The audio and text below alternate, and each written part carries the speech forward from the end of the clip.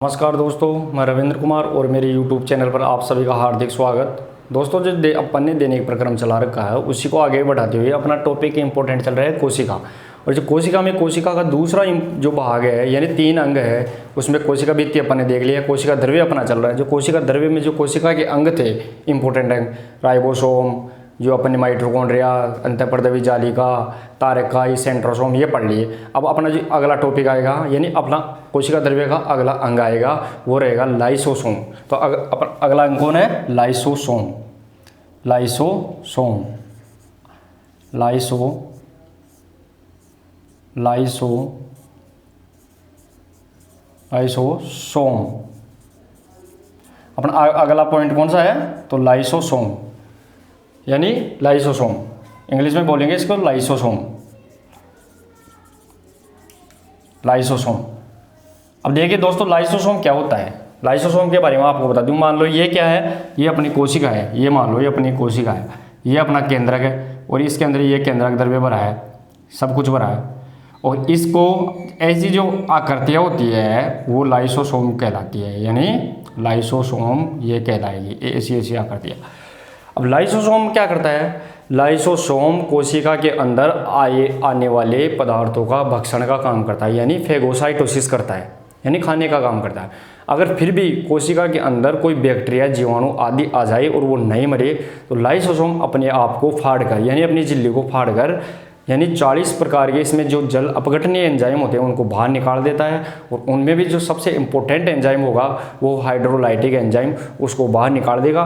तो जिस कारण जो पूरी कोशिका है उसके जो बैक्टीरिया वो खत्म हो जाएंगे। और इस प्रक्रिया के दौरान खुद लाइसोसोम भी खत्म हो जाता है, इसलिए इसे कोशिका की आत्मघाती थैली कहा जाता है, यानी सुसाइडल बैग कहा जाता है। फिर कोशिका में इसको वापस जिंदा करने का काम, लाइसोसोम को वापस बनाने का काम गोल्जी कोई के द्वारा किया जाता है। इसलिए इसे कोशिका का अंतः निर्माण केंद्र भी कहा जाता है, यानी वापस पुनः निर्माण केंद्र भी इसको कहा जाता है। तो ये सारी प्रक्रिया अपन इसके अंदर देखेंगे। तो सबसे पहले देखिए इसके खोजकर्ता यानी लाइसोसोम के खोजकर्ता कौन है? तो सबसे इंपॉर्टेंट टॉपिक होगा खोजकर्ता। खोजकर्ता, तो खोजकर्ता कौन होगा? खोजकर्ता लाइसोसोम के खोजकर्ता है डी डुब्बे, यानी क्रिश्चियन डी डुब्बे। इसका नाम है क्रिश्चियन डी डुब्बे। क्रिश्चियन डी डुब्बे ये इसके क्या है? खोजकर्ता है, क्रिश्चियन डी डुब्बे। दूसरी बात, इसके नामकरण। तो इसका नामकरण किसने किया? तो नामकरण करने वाला कौन था? तो नामकरण करने वाला था नीवी कोट। देखिए दोस्तों, आपको मैं इंपॉर्टेंट बातें बता दूं। यहाँ पे जो इसके खोज करता है वो क्रिश्चियन डी डुब्बे है, जिसने 1958 में इसकी खोज की थी। 1958 में इसकी खोज की थी। दूसरी बात, तो खोज करता क्रिश्चियन डी डुब्बे। नामकरण किसने किया? तो इसका नामकरण किया नीवी कोट ने। नीवी कोट इसका नामकरण करने वाला था। तो दोस्तों अब आगे मैं बताऊँ, जो कोशिका इसके अंदर 40 प्रकार के यानी लाइसोसोम के अंदर 40 प्रकार के जल अपघटनीय एंजाइम पाए जाते हैं। 40 प्रकार के एंजाइम पाए जाते हैं जो जल में घुलनशील होते हैं, यानी कोशिका के अंदर क्या भरा है? कोशिका द्रव्य भरा है तो उसमें जल भी है, तो इसमें 40 प्रकार के जल अपघटनीय एंजाइम पाए जाएंगे। दूसरी बात, यानी इसका निर्माण जो अपने लाइसोसोम है इसका निर्माण कौन करेगा? तो लाइसोसोम का निर्माण गोल्जी कोई के द्वारा किया जाता है। अगला पॉइंट कि लाइसोसोम क्या करेगा? तो लाइसोसोम फेगोसाइटोसिस यानी कोशिका के अंदर आए हुए पदार्थों का भक्षण का काम करता है, तो उसे फेगोसाइटोसिस कहते हैं। तो एक एक बार अपन इसको सभी को लिखेंगे। तो अगला पॉइंट क्या होगा? इसमें यानी इसमें मतलब लाइसोसोम में इसमें 40 प्रकार के जल अपघटनीय यानी जल में घुलने वाले जल अपघटनीय एंजाइम पाए जाते हैं।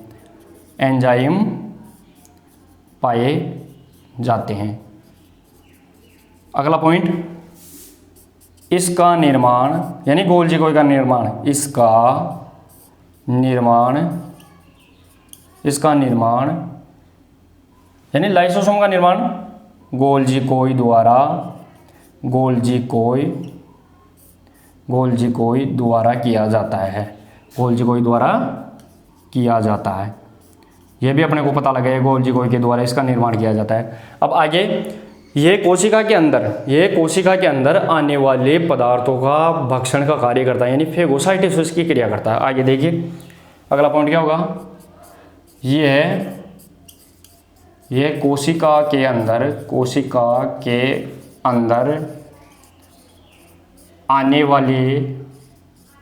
आने वाले पदार्थों का भक्षण या फेगोसाइटोसिस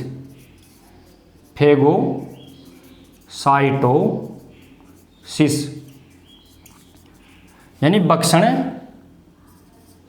करता है। तो ये कोशिका के अंदर आने वाली पदार्थों का भक्षण यानी फेगोसाइटोसिस करता है, मतलब उनको खाता है कौन, लाइसोसोम खाता है। इसलिए से क्या बोलेंगे, इसलिए से कोशिका का अंतः पाचन उपकरण कहेंगे। इसलिए से अगला पॉइंट, इसलिए इसे कोशिका का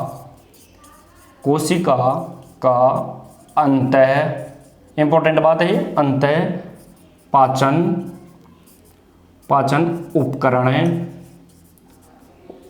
उपकरण कहते हैं।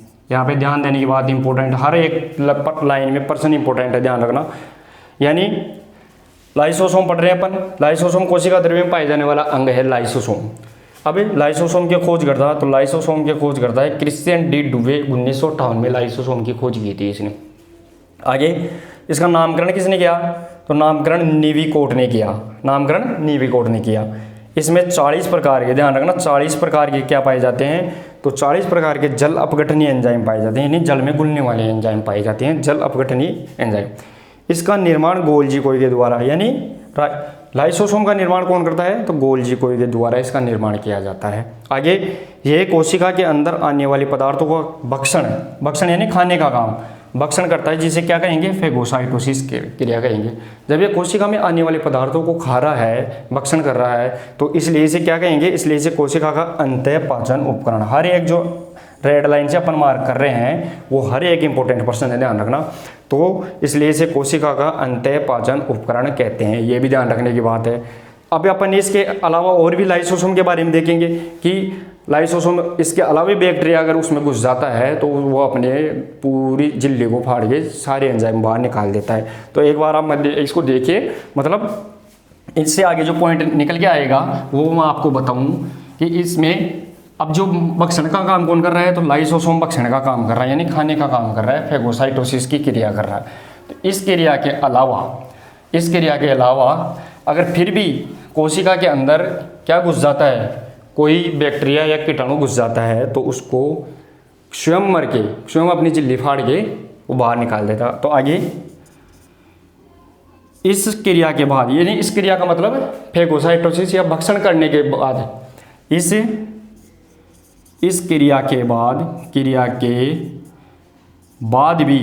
बाद भी यदि बैक्टीरिया या वायरस अंदर घुस जाता है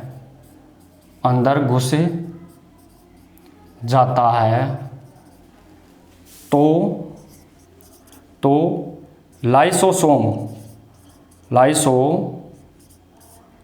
लाइसोसोम अपनी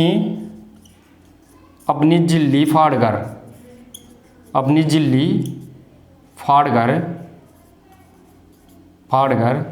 सभी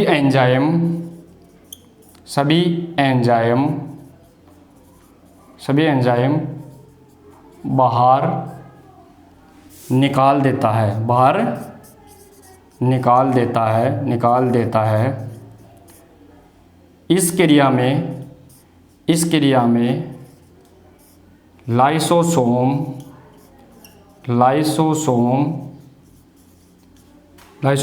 खुद भी, यानी स्वयं खुद भी नष्ट हो जाता है। इसलिए इस क्रिया में खुद भी वो नष्ट हो जाता है, इसलिए इसे कोशिका की आत्मघाती थैली यानी सुसाइडल बैग कहते हैं। अगली लाइन, इसलिए इसे कोशिका की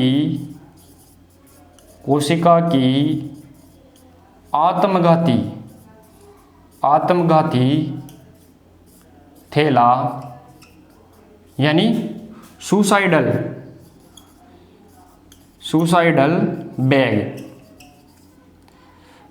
बैग कहा जाता है। देखिए दोस्तों, आपको इंपॉर्टेंट बातें बताऊं मैं यहाँ पे, हर एक लाइन में बात इंपॉर्टेंट है कि इस क्रिया के दौरान यानी फेगोसाइटोसिस या भक्षण करता है, भक्षण कर लेने के बाद भी अगर कोई बैक्टीरिया वायरस अंदर आ जाता है तो वो घुस जाता है, तो लाइसोसोम अपनी झिल्ली फाड़कर क्या करेगा, अपनी झिल्ली फाड़कर सभी एंजाइमों को बाहर निकाल देता है। इसलिए इस क्रिया में लाइसोसोम खुद भी, ध्यान रखना, खुद भी क्या हो जाता है, नष्ट हो जाता है, यानी खुद भी नष्ट हो जाता है। इसलिए इसे कोशिका की आत्मघाती थैला यानी इसे खुद नष्ट हो गया तो इसे कोशिका का आत्मघाती थैला यानी सुसाइडल बैग कहा जाता है। इंपॉर्टेंट लाइन है, यानी खुद भी नष्ट हो जाता है तो इसलिए इसे आत्मघाती थैला सुसाइडल बैग भी कहा जाता है। अब ये खत्म हो गया तो अभी इसको वापस कौन जिंदा करेगा, तो इसका निर्माण कौन कर रहा था, गोल्जी कोई, तो इसे गोल्जी कोई द्वारा पुनः निर्माण किया जाता है। यानी अतः इसे कोशिका का अंतः व पुनः निर्माण केंद्र भी कहा जाता है, यानी गोल्जी कोई वापस निर्माण करेगा। अब तो इसको गोल्जी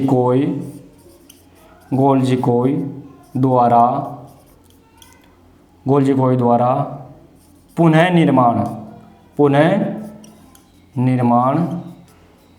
किया जाता है। तो वापस नष्ट हो गया कौन, लाइसोसोम खत्म हो गया, अब इसको पुनर्निर्माण कौन करेगा, तो पुनर्निर्माण गोल्जी कोई द्वारा किया जाता है। अतः कोशिका का पुनर्निर्माण केंद्र किसको कहेंगे, तो लाइसोसोम, यानी कोशिका में ऐसा कौन सा अंग है जो एक बार खत्म होने के बाद दोबारा जिंदा होता है, तो वो लाइसोसोम, तो अतः इसे कोशिका का पुनर्निर्माण केंद्र भी कहते हैं। अतः इसे कोशिका का पुनर्निर्माण केंद्र भी कहा जाता है।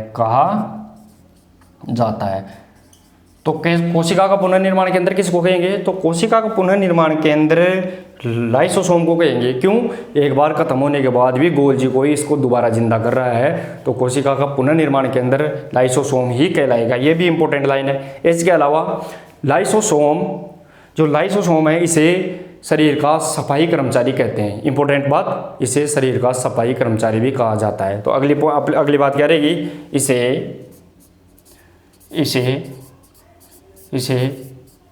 शरीर का सफाई कर्मचारी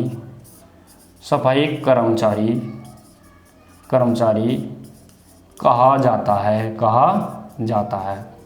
तो देखिए दोस्तों, शरीर का सफाई कर्मचारी क्यों कहेंगे, यानी शरीर का सफाई कर्मचारी क्यों कहेंगे, क्योंकि ये अपने आप को खत्म करके पूरे एंजाइम बाहर निकालता है।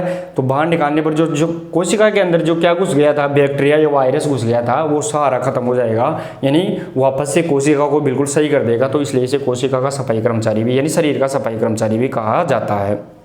अब देखिए दोस्तों, इस दौरान ये अपने क्या निकाल रहा था, 40 प्रकार के इसमें जो जल अपघटनी एंजाइम थे वो अपने को इसको फाड़ कर बाहर निकाल दिया। उसमें जो सबसे इम्पोर्टेंट एंजाइम बाहर निकल के आया 40 एंजाइमों में से, वो सबसे इम्पोर्टेंट एंजाइम था हाइड्रोलाइटिक एंजाइम। तो सबसे इम्पोर्टेंट बात नोट लगा के लिखना आप इसको सबसे नोट लगा के लिखना कि जो सबसे इम्पोर्टेंट जो एंजाइम निकल के आया था 40 एंजाइम उसे कहेंगे हाइड्रोलाइटिक एंजाइम। हाइड्रो क्या कहेंगे, हाइड्रोलाइटिक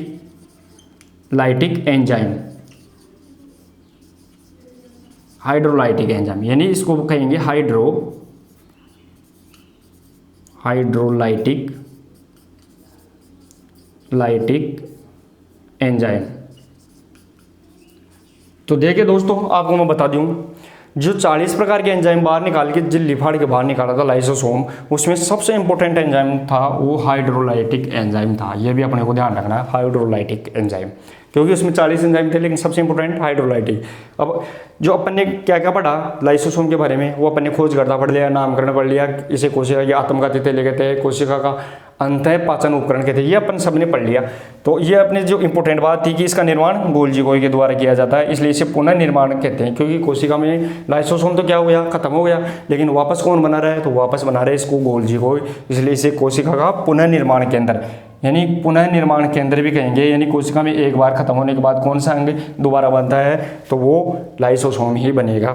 और इसे शरीर का सफाई कर्मचारी भी कहा जाता है। सफाई कर्मचारी क्यों कहेंगे, क्योंकि सारे एंजाइम को बाहर निकालता है, बैक्टीरिया वायरस को मार देता है, इसलिए कोशिका पूरी ठीक हो जाती है वापस, तो इसलिए शरीर का क्या कहेंगे, इसे शरीर का सफाई कर्मचारी भी कहेंगे। ये सभी जो ट्रेडमार्क से अपन लगा रहे हैं, ये सभी इंपॉर्टेंट लाइन है, सभी इंपॉर्टेंट फैक्ट है, ये भी अपने को पता होना चाहिए।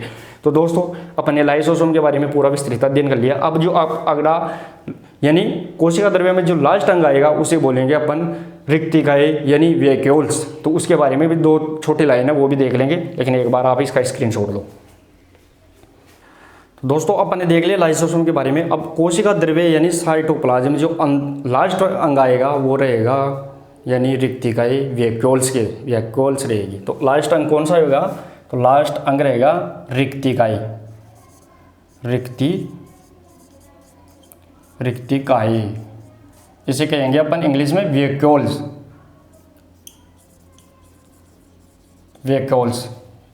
रिक्तिकाएं यानी वैक्यूल्स। अब देखिए दोस्तों ये क्या होता है, ये भी मान लो ये क्या है, ये मान लो आप ये क्या है, कोशिका है, ये केंद्रक है। अब ये केंद्रक द्रव्य भरा है, तो इसमें जो रिक्तिकाएं कैसी रहेंगी, तो रिक्तिकाएं ऐसी लंबी लंबी क्रॉस लाइन में रहेंगी, ये रिक्तिकाएं होती है, ये रिक्तिकाएं।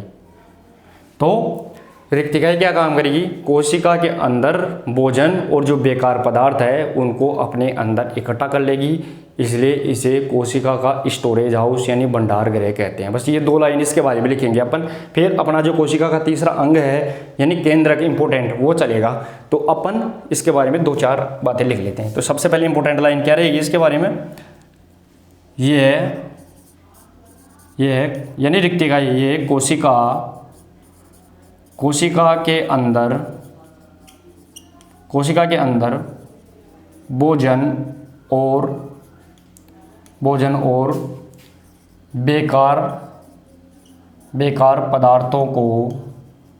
बेकार पदार्थों को अपने अंदर एकत्रित कर लेती है, एकत्रित कर लेती है, यानी एकत्रित कर लेती है अपने भोजन और बेकार पदार्थों को अपने अंदर क्या कर रही है, एकत्रित कर रही है, यानी इकट्ठा कर रही है। इसलिए इसे क्या कहेंगे, इसलिए इसे कोशिका की स्टोरेज हाउस कहेंगे। इसलिए इसे अगला पॉइंट क्या रहेगा अपना, तो अगला पॉइंट रहेगा इसलिए इसे मतलब रिक्तिकाओं को, इसलिए इसे कोशिका की स्टोरेज हाउस, कोशिका की स्टोरेज हाउस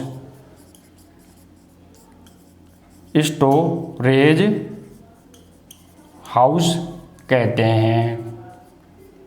हैं। तो कोशिका के स्टोरेज हाउस किसे कहेंगे, तो वो रिक्तिकाओं को कहेंगे। क्यों, क्योंकि ये बेकार पदार्थ और किसको, भोजन को अपने अंदर इकट्ठा कर लेती है, इसलिए इसे रिक्तिकाओं को क्या कहेंगे, कोशिका का स्टोरेज हाउस कहेंगे। ये भी अपने को पता होना चाहिए, स्टोरेज हाउस। दोस्तों जो कोशिका की अपन ने 3 अंग बताए थे, कोशिका भित्ति यानी सेल मेम्ब्रेन, कोशिका द्रव्य यानी साइटोप्लाज्म और तीसरा अंग था यानी केंद्रक। तो अपने 2 अंग कंप्लीट हो चुके हैं। अब अपना लास्ट वाला जो टॉपिक चलेगा वो केंद्रक चलेगा, यानी कोशिका के अंदर जो मेन है वो चलेगा कोशिका का। तो और तीसरा इंपॉर्टेंट अंग आएगा केंद्रक। तो ये अपन ने कर लिया। अब अपन तीसरे अंग की तरफ चलते हैं, वो रहेगा केंद्रक। तो दोस्तों अपन ने कोशिका के 3 ही अंग बताए थे, यानी कोशिका भित्ति, कोशिका द्रव्य और केंद्रक। तो अपना लास्ट वाला जो आएगा अब तीसरा इंपॉर्टेंट वो आएगा केंद्रक। कौन सा अंग आएगा, केंद्रक। तो अपन देखते हैं केंद्र के बारे में पढ़ेंगे। तो तीसरा अपना इंपॉर्टेंट रहेगा वो रहेगा केंद्रक, जिसे अपन न्यूक्लियस कहेंगे, न्यूक्लियस। क्या कहेंगे? Nucleus, nucleus. ठीक है दोस्तों, केंद्र क्या होता है? कोशिका के समस्त क्रियाओं पर, यानी कोशिका के अंदर मान लो एक आपको मैं एक डायग्राम बना के बता दूं। पहले मान लो ये क्या है? अपनी कोशिका है। ये तो कोशिका भित्ति हो गई, और ये इसके अंदर क्या भरा है? द्रव्य, कोशिका द्रव्य, सभी कुछ इसमें। और ये बीच में है वो केंद्रक है, और इसी में कोशिका द्रव्य में अपन ने राइबोसोम, लाइसोसोम सभी पढ़ लिए, यानी सब कुछ पढ़ लिया इसके अंदर। अब जो लास्ट बीच का पॉइंट है केंद्रक, वो पढ़ेंगे अपन केंद्र के बारे में। तो सबसे पहले केंद्र के बारे में पढ़ेंगे।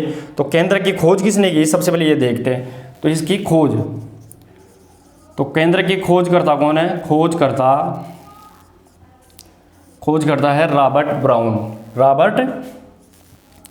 रॉबर्ट ब्राउन, इसके खोज करता कौन है? Robert brown. और कब की थी? 1831 में इसकी खोज की थी। तो देखिए दोस्तों, केंद्र की खोज किसने की? तो रॉबर्ट ब्राउन ने 1831 यानी 1831 में रॉबर्ट ब्राउन ने केंद्र की खोज की। ये अपने को पता लग गया। अब इंपॉर्टेंट बात, अगली बात कौन सी आएगी? इसे न्यूक्लियस भी कहते हैं। इसे क्या कहेंगे? न्यूक्लियस भी कहते हैं, इसे न्यूक्लियस भी कहते हैं। यह भी अपने को पता चल गया। न्यूक्लियस क्या कहेंगे? क्योंकि केंद्र को इंग्लिश में क्या बोलते हैं? न्यूक्लियस। तो इसे न्यूक्लियस भी कहते हैं। अगला पॉइंट, तो अगला पॉइंट निकल के आएगा। ये है कोशिका के मध्य में पाया जाता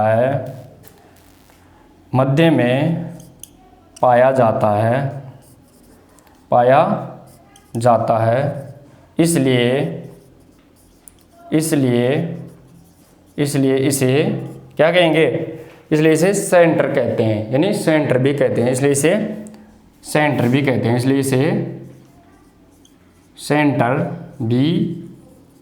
कहते हैं।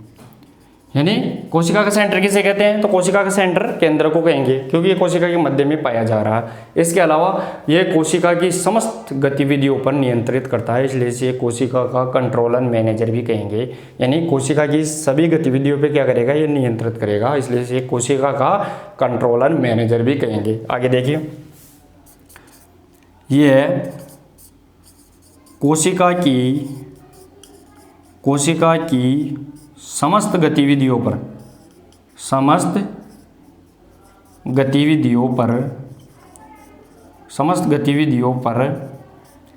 नियंत्रण करता है। इसलिए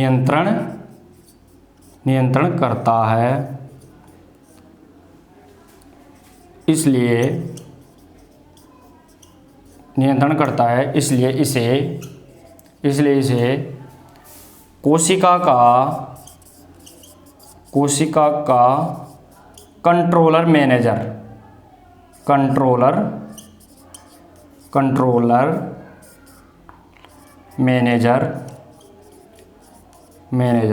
का कंट्रोलर मैनेजर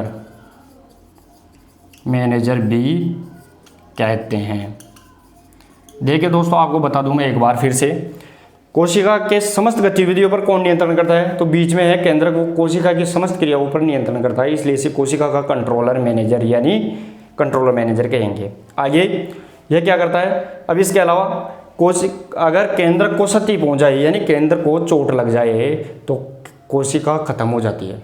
यानी केंद्र को चोट लगेगी बीच में, तो पूरी कोशिका ही खत्म हो जाएगी, इसलिए इसे कोशिका का मस्तिष्क भी कहते हैं। यह भी ध्यान रखने की बात है। तो अगला पॉइंट क्या होगा अपना? अगला पॉइंट होगा, अगर केंद्रक को क्षति या नुकसान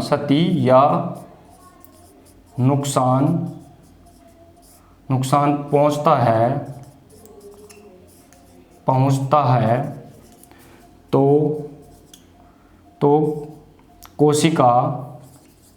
तो कोशिका खत्म हो जाती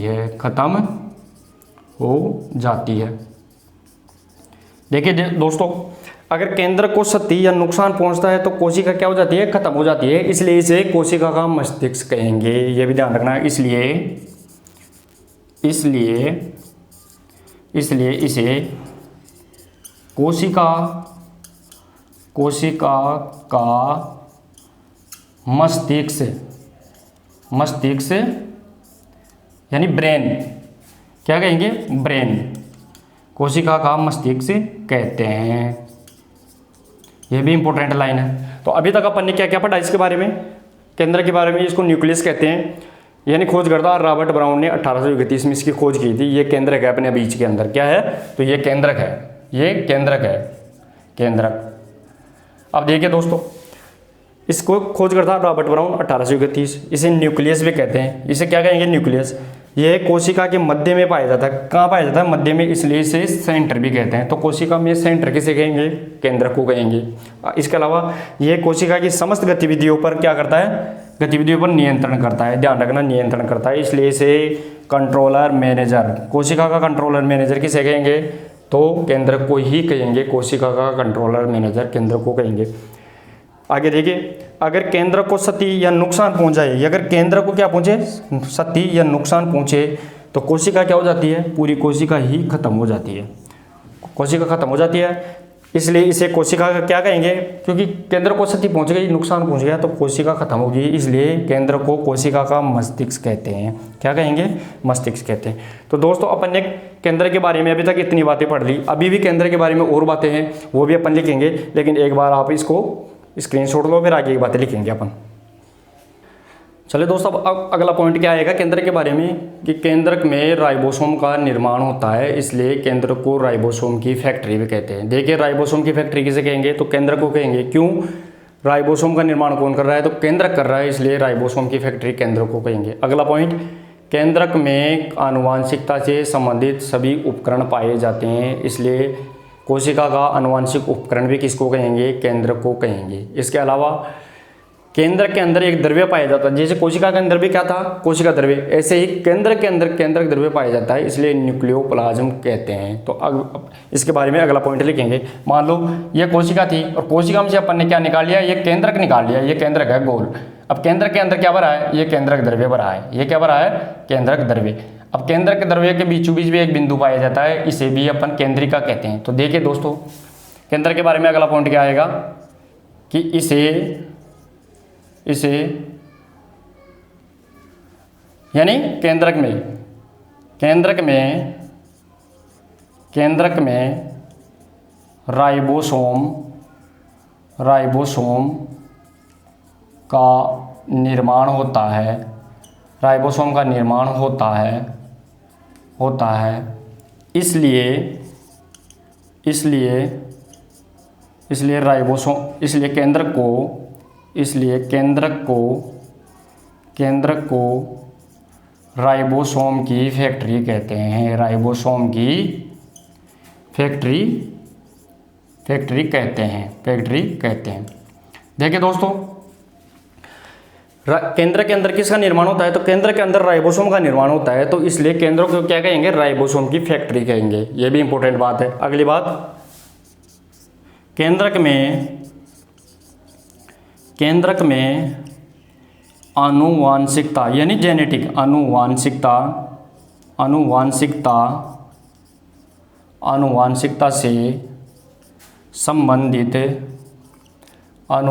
से संबंधित सभी अंग पाए जाते हैं।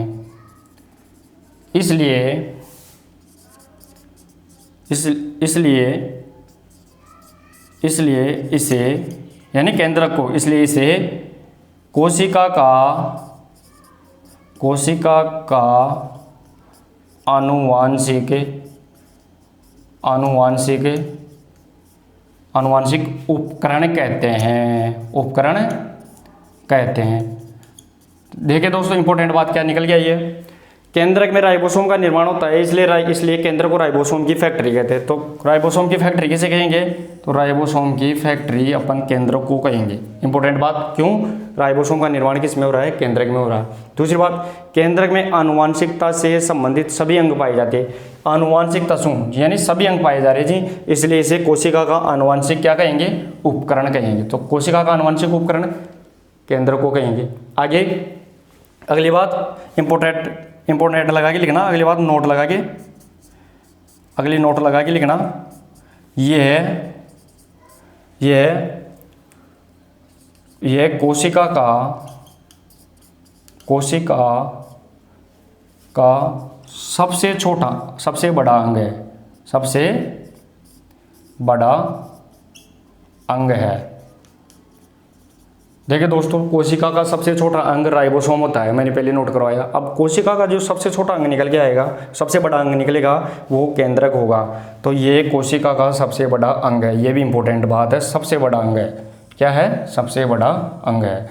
ये भी अपने को पता लग गई कि कोशिका का सबसे बड़ा अंग कौन है, तो केंद्रक ही होगा। अब केंद्रक के अंदर, यानी ये तो क्या थी, ये तो मान लो कोशिका थी, ये तो क्या थी, कोशिका। अब कोशिका में ये क्या है, केंद्रक। तो केंद्रक के अंदर भी क्या भरा है, केंद्रक द्रव्य। तो केंद्रक के अंदर भी क्या है, केंद्रक द्रव्य। तो जिसे क्या कहेंगे, उसे कहेंगे न्यूक्लियोप्लाज्म। आगे की पॉइंट देखिए, केंद्रक के अंदर केंद्रक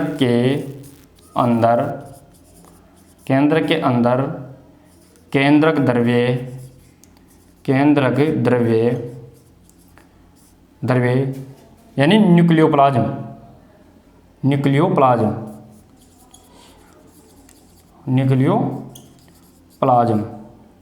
केंद्रक द्रव्य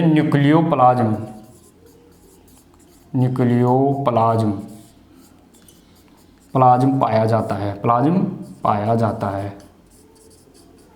यह भी अपने को इंपॉर्टेंट बात निकल के आई है कि केंद्रक के अंदर केंद्रक द्रव्य क्या पाया जाता है, केंद्रक द्रव्य, जिसे अपन इंग्लिश में क्या बोलेंगे, न्यूक्लियोप्लाज्म, यानी न्यूक्लियोप्लाज्म पाया जाता है। यह भी अपने को पता लगा है। जैसे कोशिका के अंदर कोशिका द्रव्य साइटोप्लाज्म, लेकिन केंद्र के अंदर कौन सा द्रव्य, केंद्रक द्रव्य, जिसे न्यूक्लियोप्लाज्म कहते हैं। अब इस केंद्रक द्रव्य के अंदर भी कुछ आनुवांशिकता से संबंधित महत्वपूर्ण अंग पाए जाते हैं, तो वो भी अपने को पता रखना है। तो केंद्रक द्रव्य में क्या क्या पाया जाएगा, तो इसमें डीएनए पाया जाएगा, जीन पाई जाएगी, गुणसूत्र पाया जाएगा, और क्रोमेटिन यानी गुणसूत्र भी इसमें पाए जाएंगे। तो ये भी अपने को पढ़ेंगे कि तो ये सभी चीज़ किस में पाई जाएगी, तो ये किस में पाई जाएगी, केंद्रक द्रव्य में पाई जाएगी, न कि कोशिका द्रव्य में। कोशिका द्रव्य में नहीं पाई जाएगी, केंद्रक द्रव्य में ही पाई जाएगी। तो केंद्रक द्रव्य में पहला उपकरण क्या निकल के आएगा, पहला अंग क्या निकलेगा, तो केंद्रक द्रव्य में पहला अंग निकलेगा डीएनए, यानी केंद्र के अंदर क्या है, डीएनए। तो इसमें डीएनए आएगा, फिर जीन आएगी, फिर गुणसूत्र आएंगे। तो ये भी इसमें है, क्या है, तो ये सभी केंद्रक द्रव्य में है। तो केंद्र के द्रव्य में भी ये पढ़ेंगे। तो अपन इसमें क्या पाया जाएगा, केंद्रक द्रव्य, इसके अंदर जीन, डीएनए, गुणसूत्र ये सभी है, तो इनके बारे में भी अपन पढ़ेंगे। तो एक बार आप इसको स्क्रीनशॉट ले, फिर अपन जो केंद्रक द्रव्य में पहला अंग है यानी डीएनए, उसके बारे में पढ़ते हैं। तो दोस्तों अपन ने क्या देख लिया, जो केंद्रक द्रव्य है, जो केंद्रक द्रव्य के अंदर जो अंग पाए जाते हैं, डीएनए, जीन, गुणसूत्र, उनके बारे में अब एक एक के बारे में पढ़ेंगे अपन। यानी जो अपना तीसरा अंग है कोशिका का, कौन सा, कोशिका भित्ति, कोशिका द्रव्य और केंद्रक। तो केंद्रक के अंदर जो केंद्रक द्रव्य पाया जाता है यानी न्यूक्लियोप्लाज्म, उसके बारे में पढ़ेंगे। तो केंद्रक द्रव्य में पहली चीज कौन सी आती है, डीएनए। कौन सी, डीएनए। डीएनए जिसका दूसरा नाम पूरा नाम क्या है, डीऑक्सी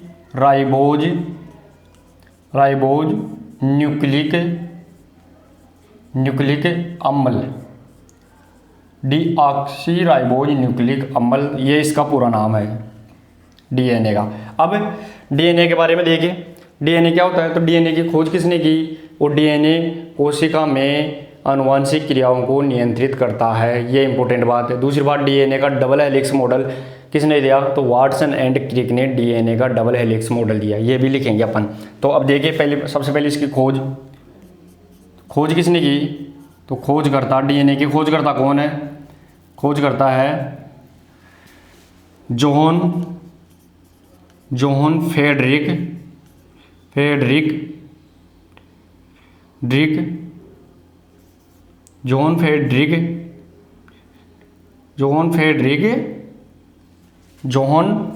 डीएनए के खोजकर्ता जॉन फ्रेडरिक मिसर, क्या है, मिसर। देखिए दोस्तों, जिसने 1869 यानी 1869 में जॉन फ्रेडरिक मिसर ने डीएनए की खोज की। इसके अलावा इसके नामकरण किसने किया? तो नामकरण किसने किया? तो नामकरण किया किसने? जैक रीस ने। जैक रीस। देखिए दोस्तों, आपको मैं बता दूं कि इसके खोजकर्ता तो कौन है? डीएनए के खोजकर्ता है जॉन फ्रेडरिक मिसर, और नामकरण किसने किया? जैक रीस ने। तो ये अपने को दो इंपॉर्टेंट बातें यहाँ पे पता चलेगी कि नामकर्ता और खोजकर्ता और नामकरण दोनों के बारे में। अब डीएनए का डबल हेलिक्स मॉडल, इसके अलावा डीएनए कोशिका में आनुवांशिक क्रियाओं को नियंत्रित करता है, ये भी ध्यान रखना। तो आनुवांशिक क्रियाओं को यानी जेनेटिक क्रियाओं को नियंत्रित कौन करता है? डीएनए। ऊपर अपने पढ़ा था आनुवांशिक क्रियाओं का उपकरण कौन है? तो केंद्रक, और केंद्र के अंदर डीएनए क्या है? तो आनुवांशिक क्रियाओं को नियंत्रित करता है। तो डीएनए ये मतलब डीएनए ये कोशिका में आनुवांशिक क्रियाओं को नियंत्रित करता है। तो डीएनए क्या करता है? कोशिका के अंदर आनुवांशिक क्रियाओं को नियंत्रित करता है। इसके अलावा अगला पॉइंट, इंपॉर्टेंट पॉइंट नोट लगा के लिखना इसको, बहुत ही इंपॉर्टेंट पॉइंट है जो पूछा ही जाता है लगभग, कि डीएनए को आकार के आधार पर डबल हेलिक्स मॉडल किसने दिया? तो वाटसन एंड क्रिक ने दिया। डीएनए के आकार के लिए डबल हेलिक्स मॉडल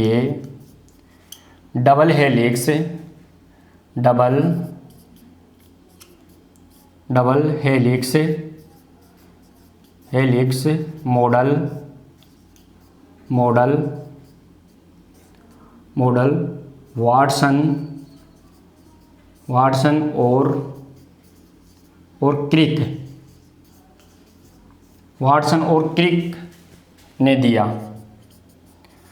ध्यान रखना, डीएनए का डबल हेलिक्स मॉडल किसने दिया? तो डीएनए के आकार के लिए डबल हेलिक्स मॉडल किसने दिया?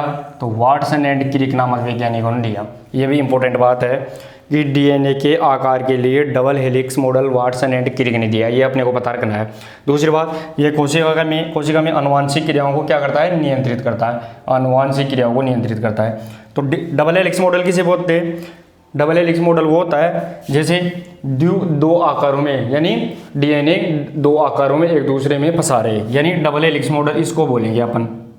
ये क्या है? ये डीएनए का डबल हेलिक्स मॉडल है, यानी इसके अंदर ये डीएनए और ये दूसरा डीएनए दोनों आपस में फंसे हुए हैं, तो इसे डीएनए का डबल हेलिक्स मॉडल बोलते हैं। ये डीएनए का डबल हेलिक्स मॉडल है जो किसने दिया था? तो ये वाटसन और क्रिक ने दिया इसको, ये भी अपने को पता रहेगा। तो डीएनए से संबंधित अपन ये पता लग गया कि इसका डीएनए की डीऑक्सीराइबोन्यूक्लिक अम्ल है, खोजकर्ता जॉन फ्रेडरिक मिसर है, और इसके नामकरण जैक रीस ने किया। ये कोशिका की में आनुवांशिक क्रियाओं को नियंत्रित करता है, ये भी अपने को पता है। और नोट लगा के अपन क्या लिखा? डीएनए के आकार के वाटसन एंड क्रिक ने क्या दिया? Double helix model. लेकिन ये कब दिया था? इंपॉर्टेंट ध्यान डेट है इसमें। तो इसने दिया कब? 1953 में। ये कब दिया? 1953 में इसको डबल हेलिक्स मॉडल को दिया था। तो इसको एक बार आप नोट कीजिए। इसके बाद में कोशिका यानी केंद्रक द्रव्य में दूसरा अंग डीएनए के बाद में निकल के आएगी जीन, उसको बारे में अपन पढ़ेंगे, एक बार इसको नोट करो। तो दोस्तों अपन ने डीएनए पढ़ लिया, अब देखेंगे दूसरा कोशिका केंद्रक द्रव्य में दूसरा अंग कौन सा था? जीन। तो अब अगला कौन सा आएगा? जीन। तो जीन देखिए, जीन किसे कहते हैं वो देखिए। तो जीन ये डीएनए की कार्यकारी इकाई होती है, यानी डीएनए के जो अपन ने डीएनए पढ़ा था अभी, तो डीएनए के ऊपर क्या पाई जाएगी? जीन। तो डीएनए की कार्यकारी इकाई कौन है? तो जीन होगी। जीन ही एक पीढ़ी से दूसरी पीढ़ी में आनुवांशिक गुणों को स्थानांतरित करती है, ये भी अपने को पता है। दूसरी बात, कृत्रिम जीन, यानी प्रयोगशाला में जीन बनाने के लिए सबसे पहले डॉक्टर हरगोविंद खुराना ने 1978 में कृत्रिम जीन का निर्माण किया, वो भी अपन पढ़ेंगे। तो जीन के बारे में देखिए, तो सबसे पहले जीन के बारे में खोजकर्ता, सबसे पहले क्या पढ़ेंगे? खोजकर्ता। जीन के खोजकर्ता कौन है? तो खोजकर्ता है विलियम जॉनसन। ये जीन के खोजकर्ता कौन है? तो विलियम जॉनसन। अगला पॉइंट ये है, यानी जीन ये डीएनए की डीएनए की कार्यकारी इकाई है। ये डीएनए की क्या है? कार्यकारी इकाई है। डीएनए की कार्यकारी इकाई कौन है? तो जीन है। इसके अलावा अगला पॉइंट क्या होगा? ये है डीएनए की कार्यकारी इकाई है। अगला पॉइंट ये है एक पीढ़ी से, यानी जीन एक पीढ़ी से दूसरी पीढ़ी में आनुवांशिक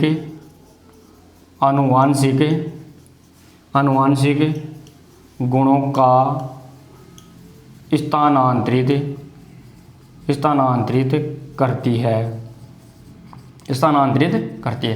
तो आनुवंशिक गुणों को एक पीढ़ी से दूसरी पीढ़ी में कौन लेके जाएगी? तो वो जीन ही लेके जाएगी। लेकिन किसके माध्यम से? डीएनए के माध्यम से। क्योंकि जीन किस पर छिपी हुई होती है? तो जीन डीएनए के ऊपर ही रहती है, क्योंकि डीएनए की क्या है? कार्यकारी इकाई है। जीन क्या है? डीएनए की कार्यकारी इकाई है। और एक पीढ़ी से दूसरी पीढ़ी में आनुवंशिक गुणों को क्या करेगी? स्थानांतरित, वो भी जीन ही करेगी। लेकिन कृत्रिम जीन के लिए डॉक्टर हरगोविंद खुराना को 1978 में नोबेल पुरस्कार दिया गया। तो ये भी लिखेंगे एक पॉइंट। अगला पॉइंट क्या है? कृत्रिम जीन के लिए डॉक्टर हरगोविंद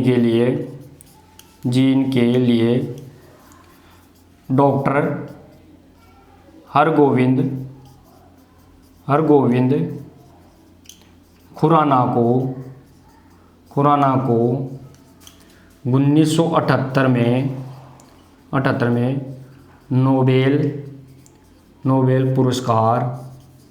में नोबेल पुरस्कार दिया गया। ये जीन से संबंधित है, दिया गया। तो जीन संबंधी अपन ये जो केंद्रक द्रव्य में जो पहला अपन ने क्या पढ़ा? डीएनए के बाद में जीन के बाद में अपन पढ़ेंगे क्रोमेटिन और गुणसूत्र। तो ये अपन जो अगला टॉपिक है अपना क्या हुआ? ये कंप्लीट क्या हुआ? जीन कंप्लीट हो गया। तो जीन की खोज करता है विलियम जॉनसन। दूसरी बात, ये डीएनए की कार्यकारी इकाई क्यों? क्योंकि डीएनए के ऊपर ही जीन पाई जाती है। ये एक पीढ़ी से दूसरी पीढ़ी में आनुवंशिक गुणों को स्थानांतरित करने का काम जीन ही करेगी। कृत्रिम जीन के लिए डॉक्टर हरगोविंद खुराना को क्या किया गया? हरगोविंद खुराना के लिए 1978 में नोबेल पुरस्कार दिया गया। ये भी ध्यान रखना है अपने को कि नोबेल पुरस्कार कृत्रिम जीन का आविष्कार सबसे पहले किसने किया? तो डॉक्टर हरगोविंद खुराना ने किया। उसके लिए उसको 1978 में नोबेल पुरस्कार दिया गया। अब जो जीन के बाद में अपना केंद्रक द्रव्य में अगला पॉइंट आएगा, वो आएगा क्रोमेटिन। तो एक बार इसको आप लिखिए, फिर देखते हैं। तो दोस्तों अपन ने क्या पढ़ लिया? तो अपन ने केंद्रक द्रव्य के अंदर डीएनए और जीन पढ़ लिया। अब अगला तीसरा पॉइंट क्या आएगा? केंद्रक द्रव्य के अंदर वो आएगा क्रोमेटिन। तो क्रोमेटिन अगला पॉइंट देखिए। क्रोमेटिन ये क्या होता है? देखिए क्रोमेटिन क्या होता है? जब कोशिका विभाजन नहीं चल रहा होता है, यानी कोशिका में विभाजन की प्रक्रिया नहीं चल रही होती है, उस टाइम में जो डीएनए है वो गुच्छों के रूप में पड़ा रहता है, उसे क्रोमेटिन कहते हैं। इंपॉर्टेंट बात है अपने को। इंपॉर्टेंट बात क्या है? क्रोमेटिन किसे कहेंगे? जब कोशिका विभाजन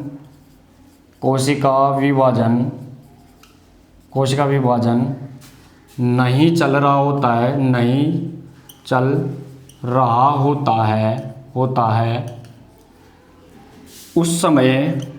उस समय डीएनए गुच्छों के रूप में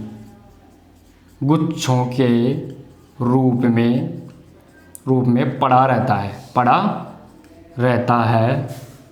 उसे क्रोमेटिन कहते हैं।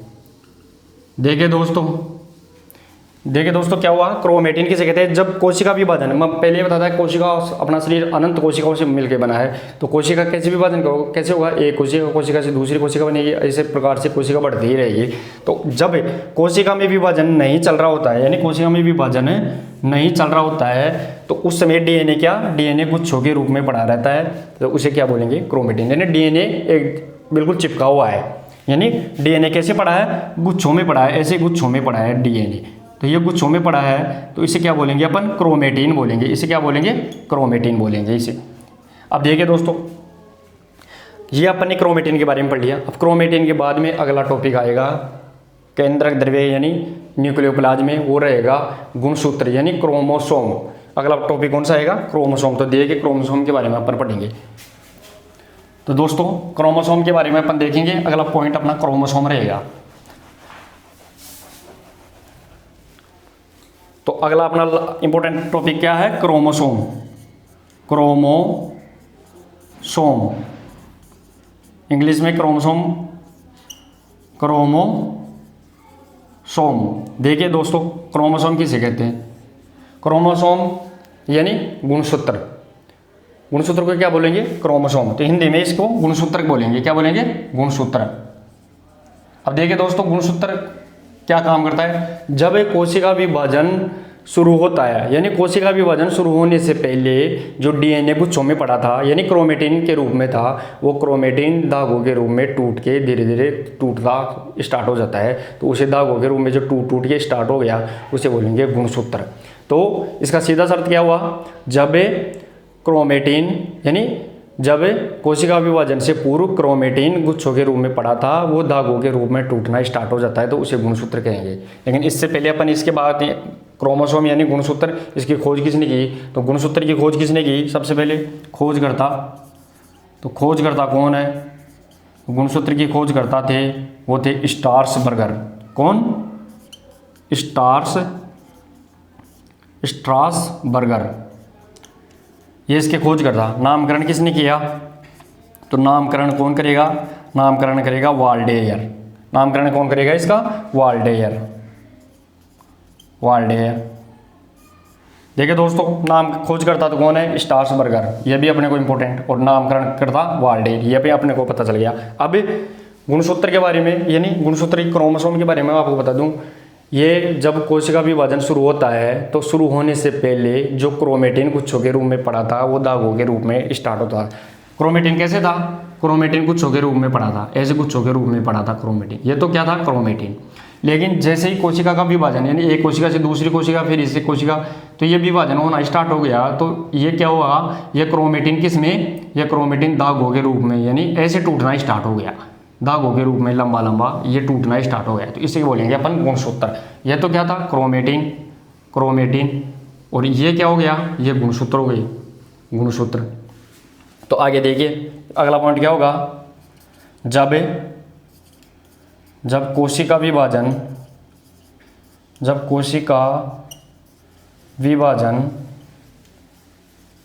विभाजन शुरू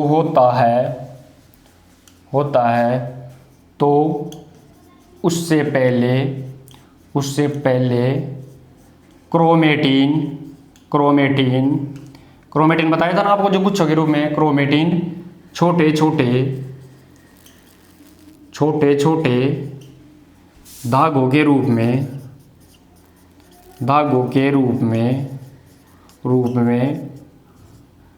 टूटना स्टार्ट हो जाता है, उसे गुणसूत्र कहते हैं। गुणसूत्र यानी क्रोमोसोम, गुणसूत्र कहते हैं। तो गुणसूत्र कैसे निकल के आ गया, गुणसूत्र निकल के आएगा यानी क्रोमोसोम यानी गुणसूत्र। खोजकर्ता स्ट्रासबर्गर, नामकरण वाल्डेयर। जब कोशिका का विभाजन शुरू होता है उससे पहले ध्यान रखना, कब, पहले, उससे पहले क्रोमेटिन जो अपने क्या पड़ा था, गुच्छों के रूप में पड़ा था, वो छोटे छोटे क्या हो गया, धागों के रूप में टूटना स्टार्ट हो गया, तो उसे क्या कहेंगे, तो उसे गुणसूत्र या क्रोमोसोम कहेंगे। ये क्या है, गुणसूत्र है, ये भी ध्यान रखना। अब ये गुणसूत्र है, इस प्रकार गुणसूत्र क्या करेंगे, गुणसूत्र लिंग का निर्धारण करते हैं। मानव में लिंग का निर्धारण कौन करते हैं, तो गुणसूत्र। अगली पॉइंट कौन सा होगा, अगला पॉइंट है मानव में लिंग का निर्धारण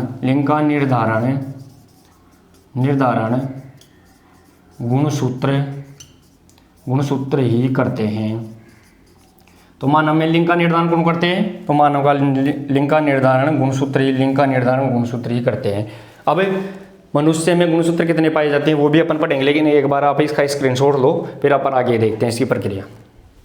तो दोस्तों अगले लाइन देखते हैं गुणसूत्र के बारे में। गुणसूत्र सदैव यानी क्रोमोसोम, गुणसूत्र सदैव जोड़े में पाए जाते हैं। ध्यान रखना, जोड़े में पाए जाते हैं, जोड़े में यानी ग्रुप में, जोड़े में पाए जाते हैं। यानी गुणसूत्र का सदैव जोड़े में ही पाए जाएंगे। यानी मनुष्य में 23 जोड़ी गुणसूत्र होती है, ध्यान रखना। मनुष्य में 23 जोड़ी गुणसूत्र होती है। कितनी जोड़ी? 23 जोड़ी गुणसूत्र होती है। लेकिन महिला में 23 जोड़ी XX और पुरुष में 22 जोड़ी XX होगी। यह भी लिखना है अपने को। महिला में 23 जोड़ी XX गुणसूत्र पाए जाते हैं। लेकिन पुरुष में 23 जोड़ी XX महिला में गुणसूत्र पाए जाएंगे, लेकिन पुरुष में 22 जोड़ी XX पाई जाती है। पुरुष में 22 जोड़ी XX गुणसूत्र और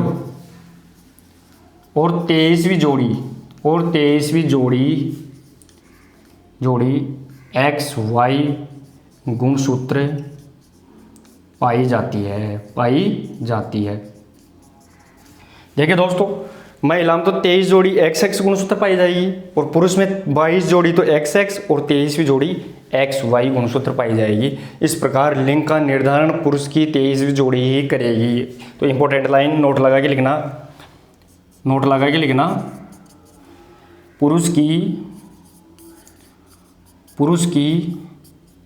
23वीं जोड़ी यानी XY, पुरुष की 23वीं जोड़ी गुणसूत्र की वो ही, यानी पुरुष की 23वीं जोड़ी गुणसूत्र की वो ही लिंग का निर्धारण करेगी।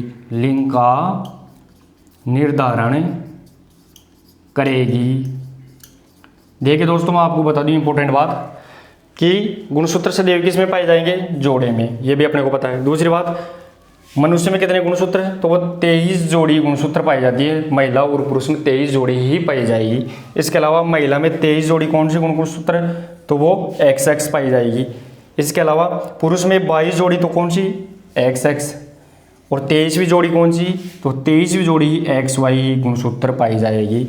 और जो पुरुष की 23वीं जोड़ी है, यही गुणसूत्र का लिंग का निर्धारण करेगी। यानी पुरुष और महिला, यानी बच्चा या लड़की या लड़का पैदा होगा, वो सिर्फ पुरुष की 23वीं जोड़ी डिपेंड करेगी कि लड़का होगा या लड़की। इस प्रकार जैसे मान लो ये क्या है, महिला का गुणसूत्र क्या है? XX, पुरुष में क्या है? XY। तो मान लो अगर महिला का X और पुरुष का X मिल गया, तो यहाँ पे कौन सा गुणसूत्र? XX मिल गया। तो यहाँ तो क्या पैदा होगी? लड़की। लेकिन अगर ये महिला का XX मिल गया और पुरुष का Y मिल गया, तो यहाँ पे गुणसूत्र कौन से मिले? यहाँ पे गुणसूत्र मिले X और Y। तो यहाँ क्या पैदा होगा? लड़का पैदा होगा। तो इसका मतलब Y किसके पास था? तो पुरुष के पास था 23वीं जोड़े में। तो 23वीं जोड़ा ही लिंग का निर्धारण करेगा। तो दोस्तों, इस प्रकार अपन ने कोशिका को विस्तृत रूप से पढ़ लिया, यानी कोशिका को बिल्कुल पूरा डीपली तरीके से पढ़ लिया। यहाँ से 2 से 3 क्वेश्चन आपको मिलेंगे। और आपको बता दूं मैं, इससे बाहर कुछ भी जाने वाला नहीं है। आप प्रत्येक क्लास को बहुत गहनता से देखें और आपको बहुत ही इसमें फ़ायदा होगा। 1 लाइनर क्वेश्चन, प्रत्येक लाइन में क्वेश्चन के हिसाब से अपने बताया है।